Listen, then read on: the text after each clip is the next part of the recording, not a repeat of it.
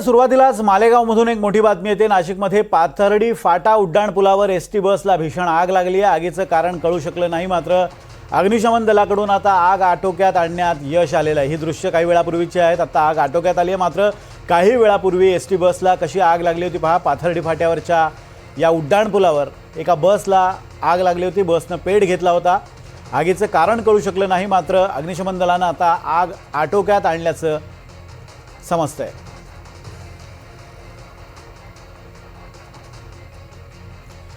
आणि आता आजच्या दिवसातली सगळ्यात मोठी बातमी, एकीकडे सदनिका घोटाळ्याप्रकरणी क्रीडा मंत्री माणिकराव कोकाटे यांच्या विरोधात नाशिक जिल्हा न्यायालयानं अटक वॉरंट जारी केलंय। त्यामुळे कोकाटे यांना कोणत्याही क्षणी अटक होण्याची शक्यता आहे। त्यांच्या मंत्रिपदासह आमदारकीवर सुद्धा टांगती तलवार आहे। कोकाटेंच्या याचिकेवर शुक्रवारी सुनावणी होणार आहे। तर दुसरीकडे कोकाटे संकटात असताना माजी मंत्री धनंजय मुंडे यांच्या दिल्ली दौऱ्याची चर्चा रंगली आहे। धनंजय मुंडे यांनी अमित शहा यांची भेट घेतली आहे आणि मंत्रिमंडळात परत येण्यासाठी धनंजय मुंडेंचा हा दिल्ली दौरा असल्याचं बोललं जात आहे।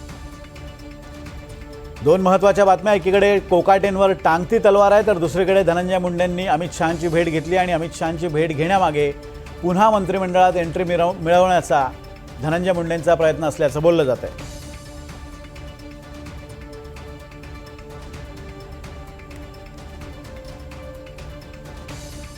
आणि याच संदर्भात सविस्तर चर्चा करण्यासाठी आपल्यासोबत आपले प्रतिनिधी रामराजे शिंदे, सागर कुलकर्णी, राहुल कुलकर्णी आणि राजकीय विश्लेषक अभय देशपांडे आहेत। आपल्या सर्वांचं स्वागत आहे या चर्चेमध्ये। आपण बघतोय की आज अतिशय महत्त्वाचा मुद्दा आहे, तो म्हणजे माणिकराव कोकाटेंवर एकीकडे अटकेची टांगती तलवार आहे, तर दुसरीकडे मंत्रिमंडळात कुणाचा समावेश व्हावा यावरून रस्सीखेच सुरू असताना धनंजय मुंडेंनी अमित शहांची भेट घेतलेली आहे।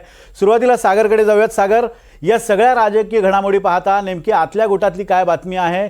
खरंच कोकाटेंची उचलबांगडी होणार आहे आणि त्या बदल्यात कुणाला मंत्रिपदाची संधी मिळणार आहे? विनोद, माणिकराव कोकाटेंना आत्ता अटक वॉरंट काढलेला आहे आणि ते रुग्णालयात, एका मुंबईतल्या खाजगी रुग्णालयात दाखल आहेत। अर्थात रुग्णालयाचं कारण दाखवून त्यांची अटक भलेही टळली असली तरी त्यांच्यावरचे जे आरोप आहेत त्याच्यामध्ये ते सिद्ध होताना झालेले आहेत आणि संपूर्ण पुढे प्रक्रिया जी आहे आता हायकोर्टामध्ये ते याचिका दाखल करतील। हायकोर्टने आता ती शुक्रवारी तारीख दिलेली आहे, त्यावेळेस त्यानंतर सुनावण्या ज्या होतील त्या होतील। पण सध्या 2 दिवस म्हणजे आजचा दिवस, उद्याचा दिवस आणि परवाचा दिवस जर धरलं तर जवळपास 72 तास एक कॅबिनेट मंत्री हा अटक वॉरंटवर आहे आणि त्याच्यावर झालेले आरोप हे सिद्ध आहेत, हे नाकारता येणार नाही। या राज्यातल्या एका कॅबिनेट मंत्र्या जो सहकारी आहे, राज्याचे मुख्यमंत्री देवेंद्र फडणवीसांमधलं हे सहकारी आहेत, ते जर अशा स्वरूपामध्ये आरोपात असतील तर देवेंद्र फडणवीसांच्या मंत्रिमंडळावर प्रश्नचिन्ह उपस्थित होणं हे साहजिक आहे। अर्थात यापूर्वीची जर उदाहरणं पाहिली तर वेगवेगळ्या आरोपांवरनं अनेक मंत्र्यांना राजीनामा देण्याची नामुष्की शरद पवारांच्या कार्यकाळात आणि अजित पवारांच्या राष्ट्रवादीवर आलेली आहे, ही वस्तुस्थिती आहे। पण यंदा अजित पवारांनी यापूर्वीसुद्धा माणिकराव कोकाटेंना, आपणास माहीत आहे की विधिमंडळामध्ये पत्ते खेळण्याचं प्रकरण प्रचंड गाजलं आणि त्यावेळेसुद्धा राजीनाम्यासाठी दबाव खूप मोठ्या प्रमाणामध्ये होता। पण माणिकराव कोकाटेंचं कृषीसारखं हेवीवेट खातं काढून त्यांना क्रीडासारखं दुय्यम खातं देण्यात आलं।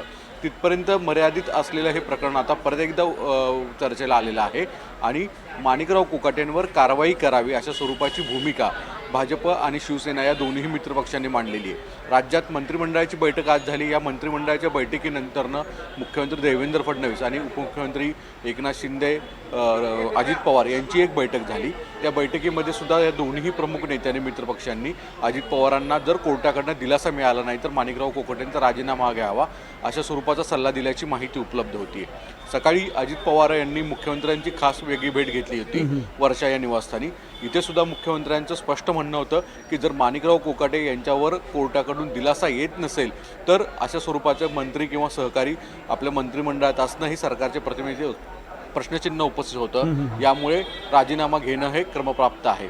अर्थात अजित पवार त्यांच्याच वतीने जे नाशिकची स्थानिक राजकीय गणितं आहेत त्याच्यावरनं माणिकराव कोकाटेंना वाचवत आहेत, असं एक मतप्रवाह फार मोठ्या प्रमाणामध्ये आहे। नाशिकमध्ये जर पाहिलं तर आता अजित पवारांचे 3 मंत्री आहेत। एका बाजूला छगन भुजबळ आहेत, पण ते सध्या त्यांच्या शस्त्रक्रियेमुळे पूर्ण वेळ राजकीय कार्यान्वित दिसत नाही आहेत, ते रुग्णालयातच आहेत। दुसरीकडे माणिकराव कोकाटे मराठा चेहरा आहे। नाशिक आणि उत्तर महाराष्ट्रामध्ये मराठा बहुल मतदारांसाठी कोकाटे एक चेहरा आहेत।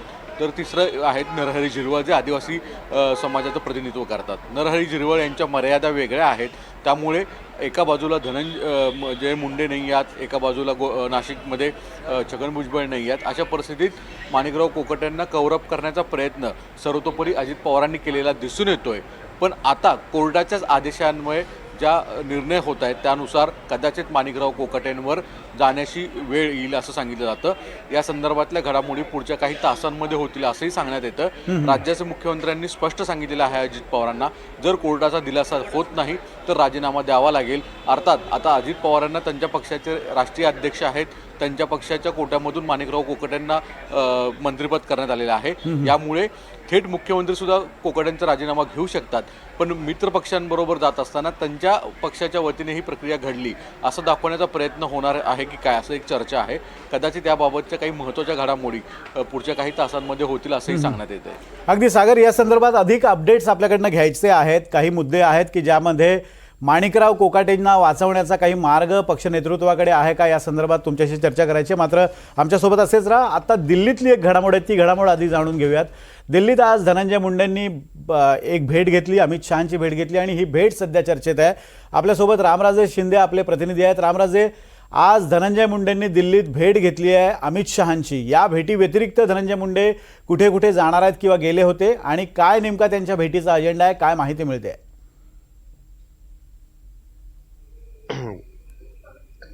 म्हणून आपल्याला जी माहिती मिळाली आहे ती खरं तर धनंजय मुंडे साधारणतः आज सकाळी 10:30 वाजता इथं दिल्लीमध्ये दाखल झाले आणि त्यानंतर 12:15 वाजता ते संसदेमध्ये पोहोचले. संसदेमध्ये ते थेट अमित शहा यांच्या कार्यालयामध्ये गेले आणि तिथे भेट झाली.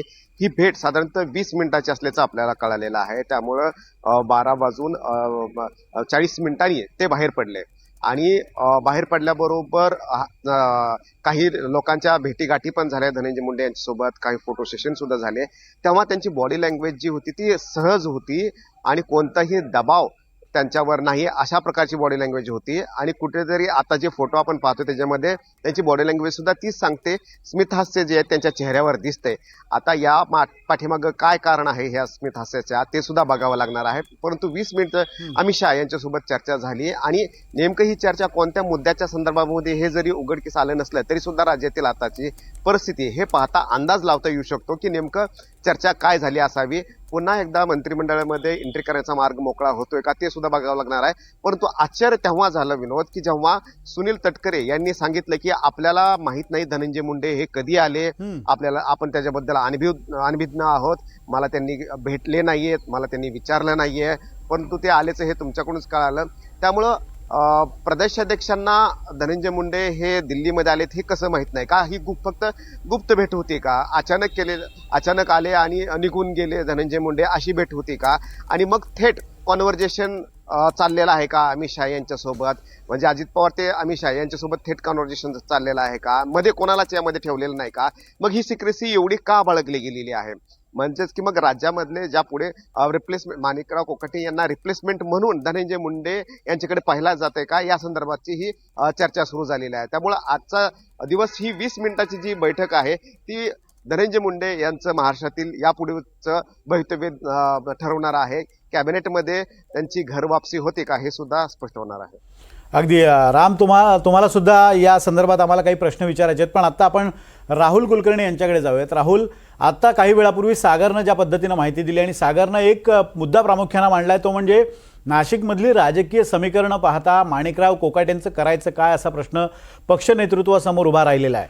सध्या तिथं छगन भुजबळ हे ॲक्टिव्ह नाही आहेत फारसे, कारण ते आजारी आहेत. दुसरीकडे नरहरी झिरवाळ यांच्या स्वतःच्या काही मर्यादा आहेत, त्यांच्याकडे तो करिश्मा नाही आहे. अशा वेळेला मराठा नेतृत्व म्हणून माणिकराव कोकाटेंवर एक मोठी जबाबदारी होती, त्यामुळे त्यांचा मंत्रिमंडळात समावेश होता.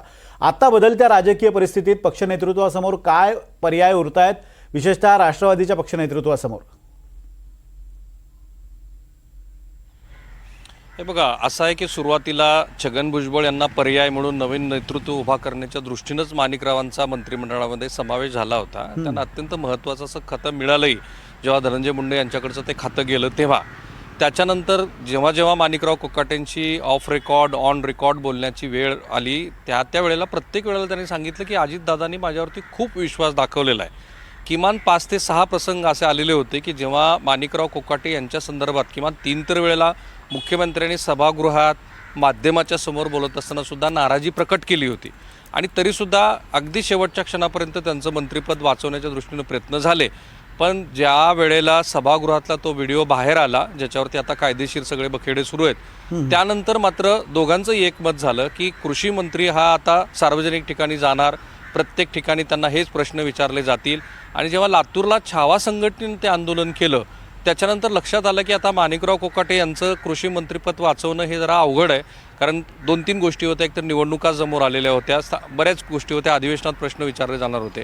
त्यानंतर अगदी नाविलाज म्हणून त्यांच्याकडचं ते कृषी मंत्रिपद काढलं आणि त्यांना ते दुसरं पण कमी महत्त्वाचं मंत्रिपद दिलं. आता खरं तर नशिबाचे हे 2 फासे आहेत. 5 टर्म आमदारकी ज्यांनी उपभोगली, खूप टॉलेस्ट नेते त्यांच्याच नाशिक जिल्ह्यात असल्यामुळं त्यांना तशी वेळेवर संधी मिळाली नाही अशी खंत त्यांना वाटत होती. त्या माणिकरावांना आता हे नशिबाचे असे फासे पडले की 30 वर्षापूर्वीचं प्रकरण ऐन वेळेला आलं आणि ते इतकं अंगाला आलं की त्यांना आता त्यातनं बाहेरही येता येत नाही, म्हणजे दाखवता येत नाही, सांगता येत नाही अशी परिस्थिती निर्माण झाली आहे. त्यामुळे पक्षासमोर काहीही पर्याय नाही. ज्या पद्धतीनं मुख्यमंत्र्यांनी आज सकाळी म्हटलं की आता तुम्हीच ठरवा, त्याच्यातनं असं दिसतं, जे सागर म्हणाल ते बरोबर आहे की देवेंद्र फडणवीस हे मुख्यमंत्री असताना ज्या मंत्रिमंडळातल्या सहकार्यावरती कायदेशीररित्या अपकड वॉरंट निघालेला आहे तो काय मंत्रिमंडळातला सहकारी असू शकत नाही अशी कदाचित देवेंद्र फडणवीस यांची भूमिका असावी. आणि त्याच्यातनं आता ही चर्चा सुरू झालेली आहे की माणिकराव कोकाटे यांचं मंत्रिपद जाईल. पण दुसरा जो नशिबाचा फासा आहे तो अधिकच महत्त्वाचा आहे. म्हणजे बघा, धनंजय मुंडे यांनी बरोबर 1.5 महिन्यापूर्वी असं म्हटलं होतं की मी किती काळ विजनवास वनवास सहन करायचा, माझा काय दोष आहे. बरं, असं म्हटलं जात होतं की धनंजय मुंडे आणि अजित पवार हे खरं म्हणजे इतकं सख्य आहे आणि त्यातल्या इतक्या बातम्या मी स्वतः व्यक्तीच्या ब्रेक केलेल्या आहेत की धनंजय मुंडे यांचा त्या केवळ एका आरोपावरून की ज्याच्यात तसा त्यांचा थेट संबंध नाही, त्यांचं मंत्रिपद जावं याबद्दल खुद्द अजित पवार हे सुद्धा अनुकूल नव्हते. देवेंद्र फडणवीस पण अनुकूल नव्हते अशी माझी माहिती आहे. त्यांचं मंत्रिपद कधी गेलं, जेव्हा सभागृह सुरू व्हायच्या 1 दिवस आधी ते फोटो बाहेर आले आणि ज्या फोटोतनं ते क्रौर्य महाराष्ट्राने बघितलं, त्याच्यानंतर पर्यायच नाही आहे म्हणून त्यांचं मंत्रिपद काढून घेतलं. मधल्या काळामध्ये चार्जशीट आली, प्रकरण सुनावणीला आलं, कराड आत्ता जेलमध्ये आहे. त्यामुळं धनंजय मुंडे यांचं असं मत होतं की मी राजकीय, मला हा जो वनवास आहे तो तुम्ही कमी करा. तो पक्षनेतृत्वाला त्यांनी जाहीरपणे बोलून दाखवलं. आणि माझ्या माहितीप्रमाणे अमित शहा यांची धनंजय मुंडे यांनी पहिल्यांदा नाही, ही दुसऱ्यांदा भेट घेतलेली आहे. 2 महिन्यापूर्वी पण त्यांनी धनंजय मुंडे यांनी अमित शहा यांची जाऊन सदिच्छा भेट घेतलेली होती. आत्ताच्या ह्या भेटीतनं मला असं दिसतं आहे की जर मंत्रिमंडळातला हा मोठा बदल झाला, जी खूप अधिकची शक्यता आहे, तर त्याच्यानंतर मग मात्र धनंजय मुंडे यांचं कमबॅक होऊ शकतं. हे विसरून चालणार नाही की एक संघ जेव्हा राष्ट्रवादी काँग्रेस होती तेव्हा मराठवाड्यात सगळ्यात जास्त राष्ट्रवादीला जे राजकीय यश मिळालं होतं ते बीडमध्ये मिळालं होतं आणि त्याचं बहुतांश श्रेय हे धनंजय मुंडे यांना दिलं गेलं होतं की जेव्हा गोपीनाथ मुंडे हे हयात होते आणि त्यांच्या राजकीय कौशल्याला तोड देऊन धनंजय मुंडेंनी तिथे राष्ट्रवादी काँग्रेसचा झेंडा रोवला होता. त्यांचं वक्तृत्व उत्तम आहे. जेव्हा जेव्हा पक्षाच्या प्रचाराचा वेळ येतो त्यावेळेला ते 2ऱ्या-3ऱ्या क्रमांकाचं भाषण करत असतात.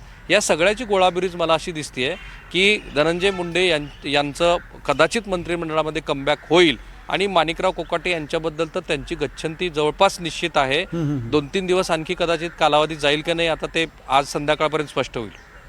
अगदी राहुल, आमच्यासोबत असेच अभय देशपांडे आपल्यासोबत आहेत. अभय देशपांडे सर, आपण या सगळ्या राजकीय परिस्थितीवर लक्ष ठेवून आहातच. माझा प्रश्न असा आहे की कोकाटे जर बाहेर जाणार असतील तर धनंजय मुंडेंना संधी मिळू शकते अशा स्वरूपाची एक चर्चा राजकीय वर्तुळात रंगलेली आहे.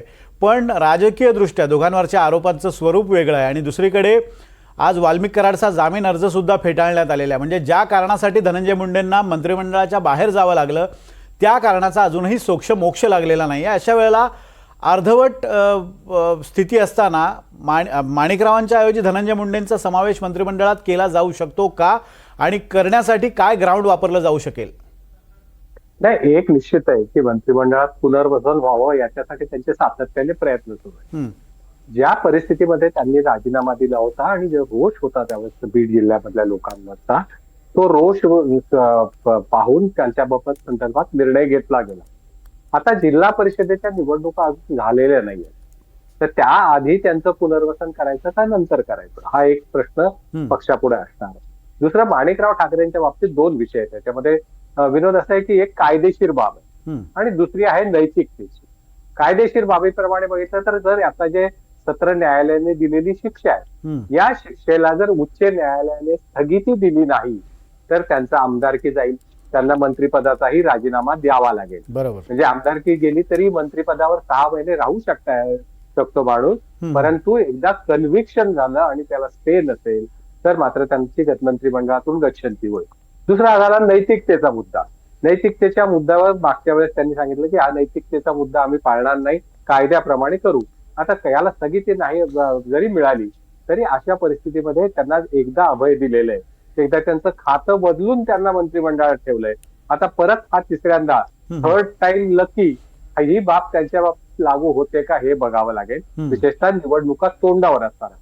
धनंजय मुंडे यांच्या बाबतीत म्हणलं तर जागा रिक्त झाली तर ती परत यावी आणि ती आपलं मंत्रिमंडळात परत येणं. जरी आपण किती म्हणत असलो आघाडीचं सरकार त्या पक्षाचे नेते मंत्री कोणाला करायचं आणि काढायचं ठरवतात, असं जरी म्हणत असलो तरी ज्या मंत्र्यांना स्वतःचे पीए निवडायचे अधिकार मुख्यमंत्र्यांनी ठेवलेले नाहीत तिथे आरोप असलेल्या मंत्र्यांना ठेवण्याचा परवानगी दिली जाईल का? आणि तशी असती तर अमित शहाना भेटण्याची गरज काय होती, हेही प्रश्न उपस्थित होतात. मला वाटतं की पहिली भेट राहुल म्हणाला तसं सदिच्छा भेट होती, आता ती मला वाटतं कदाचित इच्छा व्यक्त करण्यासाठी ती भेट असावी. पण निश्चितपणे मला वाटतं की जर माणिकराव कोकाटे यांना राजीनामा द्यावा लागला तर ज्या रिक्त होणाऱ्या जागेवर पुनर्वसन कोणाचं होऊ शकतं त्यात त्यांचं नाव अग्रक्रमाने असू शकतं. कारण आता मराठवाड्यामध्ये राष्ट्रवादी काँग्रेसला नेतृत्व करणारा कोणीतरी ती जबाबदारी घेणारा पाहिजे. आणि जर हे प्रकरण थोडंसं जरा निवडले वातावरण तर कदाचित आता आणि जास्तीत जास्त जी शक्यता आहे ती आगामी सगळ्या निवडणुका झाल्यानंतर त्यांचं पुनर्वसन होईल असं दिसतंय. आता माणिकराव ठाकरे यांच्या बाबतीत उच्च न्यायालय शुक्रवारी काय निर्णय देतं याच्यावर बऱ्याचशा गोष्टी अवलंबून असणार आहेत. अगदी. आधीची भेट ही सदिच्छा भेट होती आणि आताची इच्छा भेट आहे असं म्हणता येईल. राहुल, हा जो मुद्दा आहे म्हणजे माणिकराव कोकाटेंना जर बाहेर जावं लागलं, जर म्हणजे जवळपास आता निश्चित झालं असं बोललं जाते, जर कोर्टानं काही हस्तक्षेप केला तरच कदाचित काही गोष्टी शक्य आहेत. पण ते बाहेर गेल्यानंतर धनंजय मुंडे जर आत येणार असतील, एकीकडे मराठा चेहरा बाहेर जातोय तर दुसरीकडे ओबीसी चेहरा मंत्रिमंडळात येतोय, काय या सगळ्या मंत्रिमंडळ बदलाचे राजकीय अर्थ निघू शकतील? माझ्या माहितीनुसार धनंजय मुंडे यांच्या संदर्भामध्ये त्यांचा राजीनामा होईपर्यंत मुख्यमंत्री फारसे आग्रही नव्हते. त्यांचं असं म्हणणं होतं की जी SIT स्थापन झालेली आहे त्या SITनं तपास केलेला आहे, त्या तपासामध्ये ज्याचं थेट नाव येईल त्याच्यावरती आम्ही कारवाई करू. आणि म्हणूनच बघा शेवटच्या क्षणापर्यंत धनंजय मुंडे यांच्या राजीनाम्याच्या ज्या अटकळी 2-3 महिन्यापासून सुरू होत्या तो राजीनामा झाला नाही. आताही जर व्यापक पट आपण बघितला तर विधानसभा निवडणुकीनंतर ज्या मंत्र्यांना बाहेर जावं लागलं म्हणजे छगन भुजबळांना बाहेर जावं लागलं पण त्यांचं कमबॅक कुणामुळे झालं तर चर्चा अशी आहे की ते एक मोठे ओबीसी नेते आहेत आणि अशा ओबीसी नेत्याला सभागृहाच्या बाहेर ठेवणं मंत्री म्हणून हे फारसं योग्य नाही असं देवेंद्र फडणवीस यांचं मत होतं आणि म्हणून त्यांचं कमबॅक झालं. तो शपथविधीचा जो सोहळा आपण आठवला तर त्या शपथविधीच्या सोहळ्याला अजित पवार स्वतः मुख्यमंत्री उपस्थित असताना पुष्पगुच्छ कुठं गेली, त्यानंतरचा छगन भुजबळ यांचा वावर जर आपण बघितला तर तो अधिक मुख्यमंत्री प्रो आहे असं म्हणतात, म्हणजे त्यांच्या पक्षाचे जे नेते आहेत त्यांच्यापेक्षा सुद्धा. तसंच धनंजय मुंडे यांच्याबद्दल पण आहे की धनंजय मुंडे हे ओबीसी समाजातले मोठे नेते आहेत. हे बघा साधारणपणे 50-52 विधानसभा मतदारसंघ असे आहेत की जिथे वंजारी समाजाचं राजकीय अस्तित्व आहे. आज गोपीनाथ मुंडे यांच्यानंतर त्या समाजातला तसा मोठा नेता नाही आहे. धनंजय मुंडे यांच्यामध्ये ती क्षमता होती असं म्हणतात आणि ती क्षमता त्यांनी त्यांच्या जिल्ह्याच्या मर्यादेत तर मोठ्या प्रमाणामध्ये सिद्ध केली होती. नंतर त्यांची वैयक्तिक काही गोष्टी आणि सार्वजनिक जीवनातला त्यांचा वावर या सगळ्यामुळं त्यांना हे मंत्रिपद गमवावं लागलं. आता मला असं वाटतं आहे की जर विधानसभा निवडणुकीनंतर आणि आता स्थानिक स्वराज्य संस्थांच्या निवडणुका झाल्यानंतर दीर्घकाळ निवडणुका नाही आहेत, आरोप प्रत्यारोप होतच राहतात. तेव्हाही ही चर्चा झाली होती की दरवेळेला आरोप झाले की आपल्या मंत्र्यांचे राजीनामे घ्यायचे का, असं होऊ शकतं. जसं अभय सर म्हणाले तसं की काही काळासाठी म्हणजे माणिकरावांचा राजीनामा झाल्यानंतर लगेच त्यांचं कमबॅक होणार नाही कदाचित, पण होऊही शकतं. पण समजा नाही झालं तर मग मात्र स्थानिक स्वराज्य संस्थांच्या निवडणुकीनंतर धनंजय मुंडे यांचं कमबॅक होईल. कारण मुख्यमंत्र्यांचा त्यांना नकार आहे असं मला वाटत नाही, कारण मुख्यमंत्र्यांना ते ओबीसी म्हणून पण हवे होते, त्यांचा आधीचाही सौहार्द आहे, त्यांचं राजकीय कौशल्य आहे वगैरे वगैरे, ह्या सगळ्या गोष्टी त्यांच्यासाठी जुळून येतात जे छगन भुजबळ यांच्यासाठी कदाचित नव्हतं. तर ह्या सगळ्यांची गोळाबेरीज केली. आणि दुसरी महत्त्वाची गोष्ट काय की विद्यमान स्थितीमध्ये संतोष देशमुख यांच्या या खून खटल्याच्या प्रकरणामध्ये सरकारनं जे जे करणं अपेक्षित होतं ते सगळं केलेलं आहे. खास करून देशमुख कुटुंबाचा काही सरकारवरती आक्षेप नाही आहे. स्पेशली ज्या वेळेला निकम यांची राज्यसभेवरती निवड झाली त्याच्यानंतर ते ह्या खटल्यात राहणार की नाही, तर ह्याबद्दल सुद्धा जेव्हा मुख्यमंत्र्यांची ह्या कुटुंबियांनी भेट घेतली तेव्हा त्यांनी सांगितलं की काही जरी झालं तरी निकम हे या खटल्यात असतील. आणि ज्या पद्धतीनं हा खटला पुढं जातोय त्याच्यानंतर देशमुख कुटुंबीय आणि बीडमधल्या मंडळींना सुद्धा हा विश्वास आहे की याच्यात कदाचित रेअरेस्ट ऑफ रेअर अशा पद्धतीची पण शिक्षा येऊ शकते. दुसरीकडे कराडचा बेल होत नाही, जामीन होत नाही.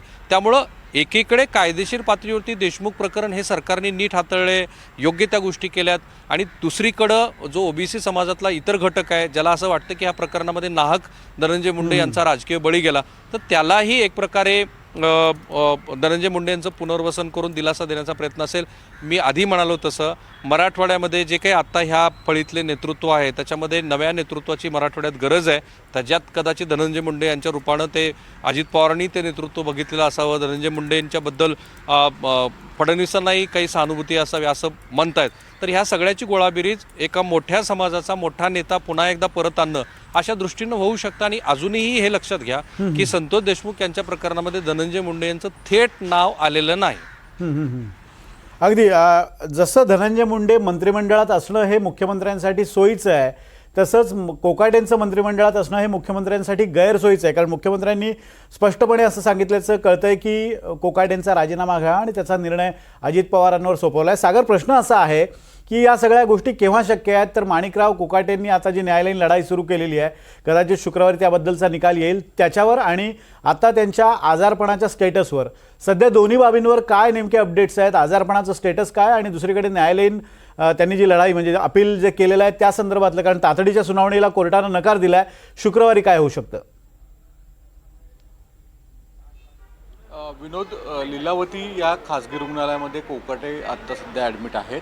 अर्थात हा राजकीय आजार आहे का, अटकेपासून बचाव आहे का, असे वेगवेगळे राजकीय वर्तुळात चर्चा जरी असले तरी अशी एक शक्यता वर्तवली जाते की अशा केसेसमध्ये शक्यतो अटक करत नाहीत. पण पोलीस मात्र तिथे जाऊन स्वतः याबाबतचा तपास करतील अशी एक जोरदार चर्चा आता गृहमंत्रालयात समोर येते.